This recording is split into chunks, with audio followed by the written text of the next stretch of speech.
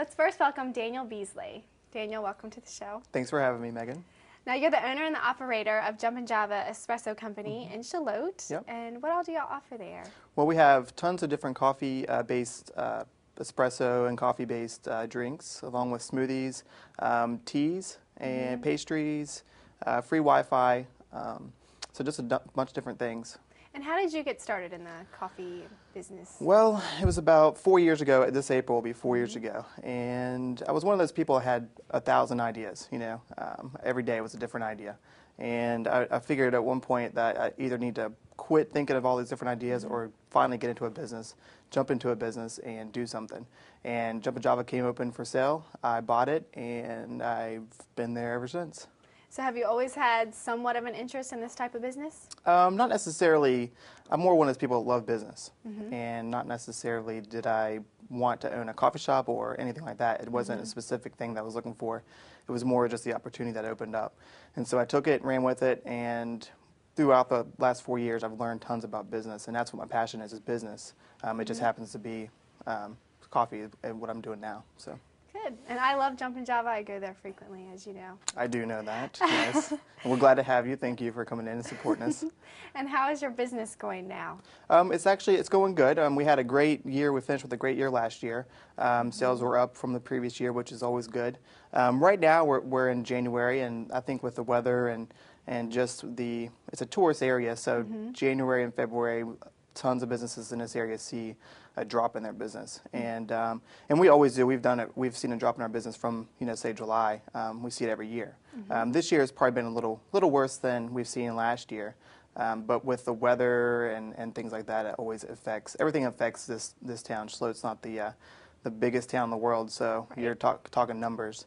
And when school gets canceled and stuff like that, that takes away people from coming into town, which takes away and drops your sales. And I know I'm not the only person in town that's seeing the same thing. So, but overall, it's good. Can't complain, and very happy to be there. Good. Now, I know there's other people out there that have a million ideas and they want to get started and do something. What advice would you give them? Well, first of all, it's start small. Everyone, and including myself, you have this big vision. And the vision's always, I'm going to start today, tomorrow I'm going to be a millionaire. And, because you always hear these success stories online or on TV, whatever it might be. But if you really dig into their stories, you'll realize they started super small, and through years they grew to be what they were, And I can throw Facebook today is 6 years 6 years old, and if you saw the movie Social Network, it tells you that they started in his dorm in Harvard, and it grew into what it is. There's so many different stories out there if you look into it. Amos Lee is a famous singer. Some people might know him, some people might not. But for 6 years, he hit the scene, and all of a sudden it just looks like he blew up overnight. But really, it was 6 years of playing into different things before he became somewhat popular. So it's a lot of hard work. And getting started, you need to start small and then grow it from there. Would you give the same advice if you wanted to start your own business, then start small and just try to really work your way up? Yeah, and then something I just read recently, too, is it said, focus on the beginning and know kind of your end, but don't worry about the middle. Because the middle, so many things are going to change in between. And so so many people focus on that control of, I want to control this, I want to control that. And in the middle, you can't control it. There's so many things that from day one that's changed in my life and it's changed in a coffee shop. And I didn't see any of it coming. And some of it's been hard. Some of it's been really hard to deal with and get through and struggle through. And some of it's been great blessing.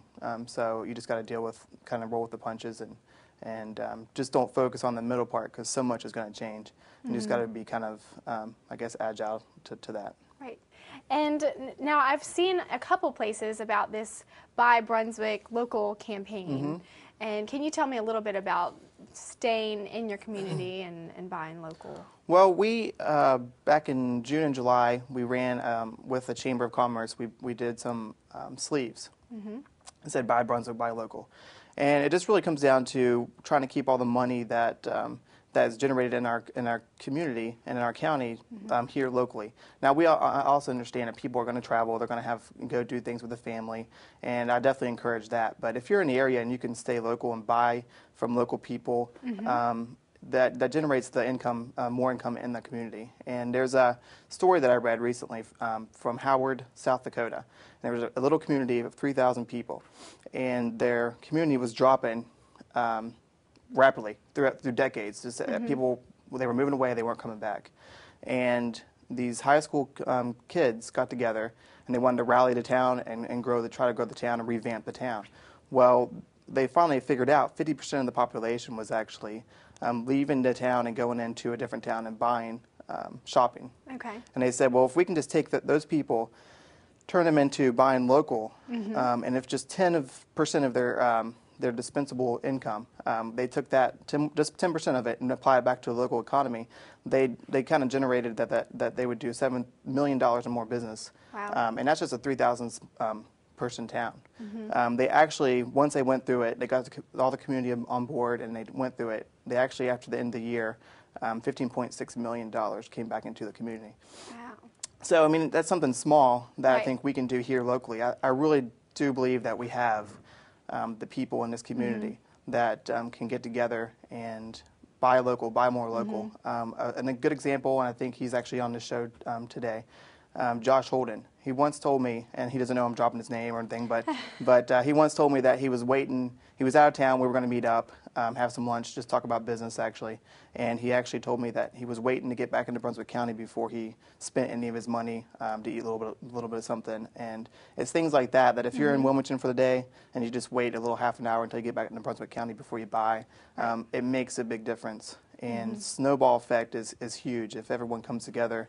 And we just do a small part and little, start off little, we'll see a big effect down the road. And I do believe that the drop-offs that we see here, January and February in this community, it wouldn't be as dramatic for some of us if we all stayed more local and just kind of focused on that, buying local. Makes sense. I would rather purchase items from a cute boutique in Brunswick County than have to drive down to the mall in Myrtle Beach or drive north 45 minutes to Wilmington. So and I think it's a habit forming. I mean, I think we have our habits and we all go certain places and we do certain things and we just got to break those habits and think about, all right, well, maybe instead of, I'm down here shopping and I'm going to stop in here and get some fast food here. I mean, even fast food in our community, those are still local people that the money goes towards the local people working there. So wait, instead of spending McDonald's down there, come up here and do McDonald's. I hate to drop that name, but I mean, I sit there and across from popular name. Well, I mean, across from the coffee shop, I see it all day long, and the line. I mean, it's no lie. Everyone in Brunswick County knows that line is to Main Street all day long. So it's just keep it local. I just kind of try to think about that. And I don't think we think about it when we go out of town. We're in Wilmington for the day. We don't really think it's about convenience. It's not about let's take our money down there. That's right. And what can we expect to see at Jumpin Java in the next couple months? Well, I think we're gonna change some things around. Our drinks are gonna stay the same. We have won Best of Brunswick the last few years, and we won the Best of the region. And so we're going to obviously keep our coffee the same and not really change too much of that around. But we're going to focus more on our whole bean sales. So we definitely can sell people whole bean coffee. I encourage people to come in and buy whole beans from us. It's really, if you look into it, it's not too much more expensive than going to a major supermarket and buying your coffee from there. Of course, it's going to be a little bit. Our coffee is roasted, shipped to us, and within a week it's all consumed. So you're getting coffee that's been roasted within the week. Compared to stores, really it's roasted, sits on shelves for like 3 months, 4 months. If you're not a huge coffee drinker, that doesn't really matter to you. But if you do love coffee, I encourage come in, try out a whole bean. We can grind it for you. You can take it home, and I think eventually you'll start to realize there is actually a difference in some of the different products out there. Okay, and do you have a couple different flavors for that? Coffee-wise, we kind of switch around our flavor. Right now we're doing the hazelnut cream, and throughout the year we do the pumpkin spice and things like that, and then actual coffee, which is not flavors, just dark roast, medium roast, light roast. Right now we have the Sumatra, we have organic Honduras. The Sumatra is a light roast, organic Honduras is a medium roast, and then a dark roast, we kind of go back between a pea berry and mocha Java. Okay. Yeah. Sounds really good. Yeah. Well, if someone watching maybe hasn't seen you all before, where can they find you? Well, we're 4635 Main Street, right in the middle of Shallotte, right across the street from McDonald's. It's just in the hub of Shallotte, I guess, if you want to call it that. And I also encourage, if anybody ever had any questions about business or anything, and I'm definitely not an expert, but if they want me to, I'd be more willing to help them, lead them in the right direction and where they should get started and stuff like that. So they can come see me at the coffee shop. I love talking business. I love to talk to them. And you're also on Facebook, so people can check you Yep, all out there on too. Facebook, yep, Jumpin Java Espresso Company on Facebook. Become a fan, and we just kind of roll out and do some different things on there. So. Great. Well, thank you so much for being on the show today. All right, thanks for having me.